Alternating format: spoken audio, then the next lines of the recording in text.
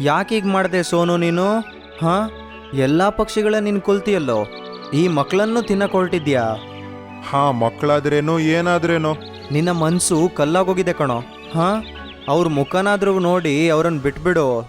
ಇಲ್ಲ, ನಂಗೆ ನನ್ನ ಹೊಟ್ಟೆ ತುಂಬಿದ್ರಾಯ್ತಷ್ಟೇ. ಅವರಿಬ್ರು ಕಾಡಲ್ಲಿರೋ ಒಂದ್ ಗುಹೆ ಒಳಗೆ ಇರ್ತಿದ್ರು.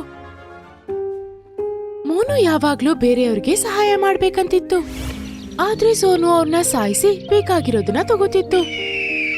ಒಂದ್ ದಿವಸ ಸೋನು ಮರದ ಮೇಲೆ ಹೋಗಿ ಕುತ್ಕೊಂಡಿತ್ತು. ಅವಾಗ ಆ ಮರ ಹೇಳುತ್ತೆ, ಕಾಪಾಡಿ ಕಾಪಾಡಿ. ಏನಾಯ್ತು ನಿಂಗೆ?